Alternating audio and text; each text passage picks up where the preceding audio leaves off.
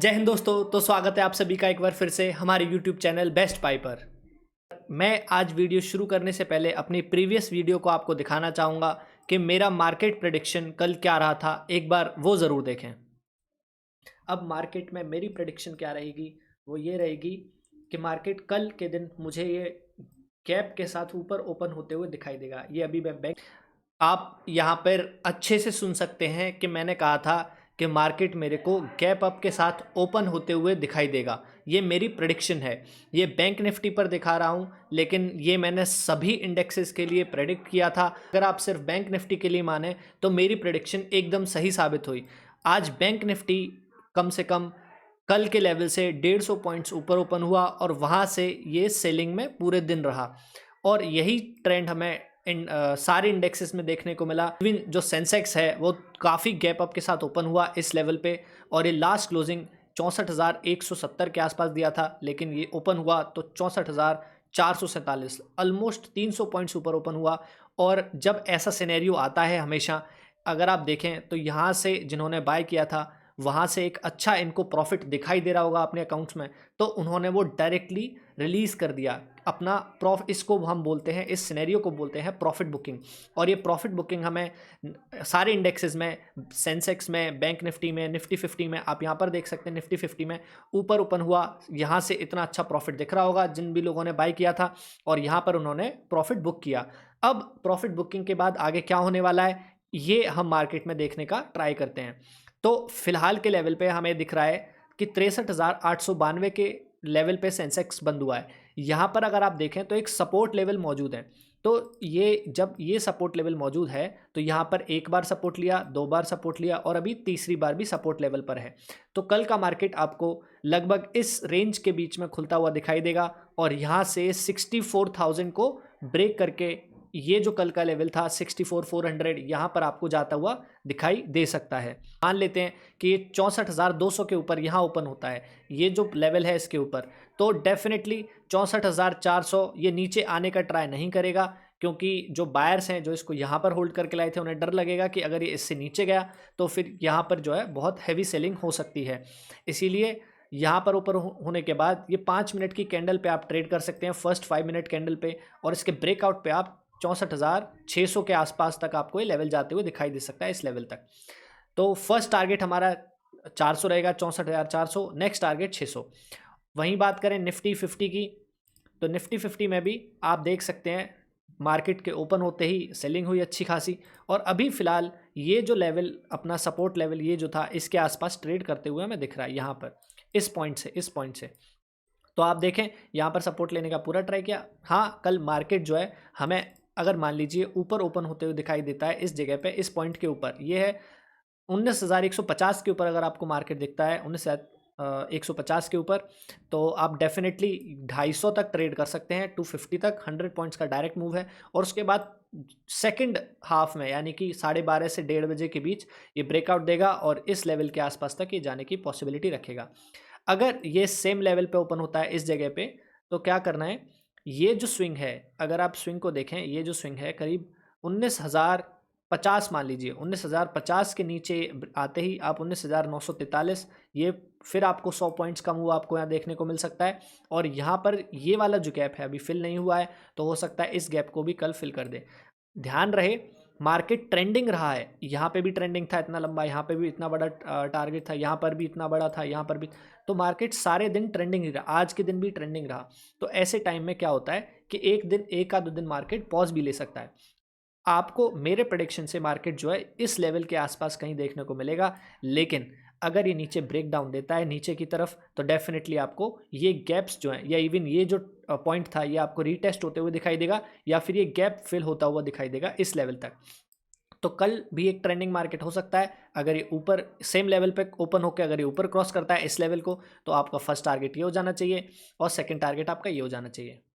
लेकिन अगर ये नीचे इस लेवल पे ओपन होकर नीचे ब्रेक करता है तो आपका फर्स्ट टारगेट ये और सेकंड टारगेट ये, और ये साइडवेज अगर रहता है तो आपको ट्रेड नहीं लेनी है, क्योंकि एक दो दिन मार्केट साइडवेज भी रहता है। अब बात करें बैंक निफ्टी की, तो बैंक निफ्टी में भी मार्केट ओपन हुआ और पूरे दिन सेलिंग में रहा। यहाँ पे छोटे छोटे पुल बैक्स आए, लेकिन ये रेजिस्टेंस पॉइंट जो मैंने आपको बता रखा है 43,000 का, वो रेजिस्टेंस यहाँ पर एक बार लिया, एक बार यहाँ पर लिया, एक बार यहाँ पर लिया। और मैंने मार्क भी किया था कि अगर 43,050 के ऊपर, ये मेरी जो लाइन है डॉटेड लाइन वो आपको अगर दिख रही है, तो मैंने अपने व्हाट्सएप के चैनल में भी ये दिया था कि ये वाली लाइन जो है 50 के ऊपर 43,049, ये जो लाइन ब्लैक दिख रही है आपको, इसके ऊपर अगर एक ग्रीन कलर की कैंडल, इसके ऊपर एक ग्रीन कलर की कैंडल अगर ब्रेकआउट देती है तो डेफिनेटली आप ट्रेड करें। और आपके जो टारगेट्स हैं वो मैंने 300, 350, 400 के आसपास रखे थे। तो अब ऐसे सिनेरियो में जहां मार्केट सेलिंग में रहा है, और आप देख सकते हैं जो सेलिंग होती है ना वो एक डेफिनेट लेवल तक होती है, और वो लेवल्स जो पिछले रेजिस्टेंस या सपोर्ट थे यहाँ तक देखो सेलिंग हुई है। आपको डेफिनेटली दिख रहा है कि ये जो पॉइंट्स है यहाँ तक सेलिंग हुई है, और ये होनी थी, क्योंकि जब मार्केट ट्रेंडिंग में रहता है तो जब बायर्स को पैसा मिल चुका, आप अगर ये बड़ा चार्ट देखेंगे, यहाँ से गया नीचे आया, यहाँ से गया तो नीचे आना, ये मार्केट की एक मूवमेंट होती है। मार्केट ऐसे ही मूव करता है। अगर ये नीचे नहीं आता, डायरेक्टली ऊपर जाता, तो आगे जाके ब्रेकआउट फेल कर देता और फिर बहुत गंदा नीचे करता, आपका बहुत पैसा जा सकता था। अब क्या, ये 3 सिनेरियो हैं हमारे पास, कौन कौन से, इनको बात करते हैं। अगर मार्केट हमें यहाँ से 43,100 के ऊपर अगर आपको देखने को मिलता है तो डेफिनेटली ये नीचे नहीं आने की कोशिश करेगा, और ये ऊपर के लेवल्स पे यहाँ कहीं पे रुकेगा, और सेकंड हाफ पे अगर ये ब्रेक करता है तो 828 के लेवल आपको देखने को मिल सकते हैं। पर ये इतनी जल्दी मूव नहीं करता मार्केट कि आपको हर दिन जो है बहुत ट्रेंडिंग मार्केट मिले। मेरे हिसाब से ये यहाँ पर ही अपने आप को होल्ड करने का ट्राई करेगा, ब्रेकआउट के मुश्किल देगा।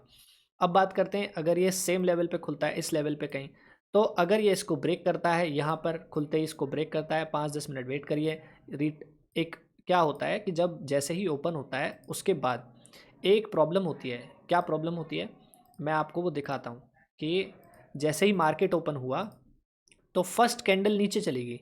अब आप वेट नहीं करते, इसको रिट्रेस होने का वेट करिए। 15 मिनट की एक कैंडल नीचे गई, इसको रिट्रेस होने का वेट करिए। यहाँ से कहीं से एक रेजिस्टेंस लेने दिए, रेजिस्टेंस का मैंने आपको बता ही रखा है कि यहाँ पर जहाँ पर भी आपको फर्स्ट रेड कैंडल देखने को मिले, आप वहीं पर अपना ई प्लान कर सकते हैं। फिर आपको ये टारगेट जो हैं, ये वाले जो टारगेट्स हैं, ये रिटेस्ट होता हुआ आपको वापस दिखेगा, और फिर यहाँ से मार्केट वापस आ सकता है। उस सिनेरियो में क्या करें, अगर मार्केट इस लेवल के नीचे हमें ओपन होते हुए दिखाई देता है तो डेफिनेटली फिर हमें ये वाले जो पॉइंट्स हैं ये रिटेस्ट होते हुए दिखाई देंगे, इसमें कोई दो राय नहीं। मार्केट अगर यहाँ से रिकवर करता है, जैसे डायरेक्टली यहाँ से रिकवर करता है, तो फर्स्ट यहाँ तक ही आएगा, यहाँ से रिटेस्ट अपने आप को रेजिस्टेंस लेगा और वापस आपको आता हुआ दिखाई देता है। आपको डेफिनेटली ये सारी चीज़ें मार्केट में होती हुई दिखाई देती हैं, लेकिन आप उनको देख नहीं पाते क्योंकि वो अंडरस्टैंडिंग नहीं होती है।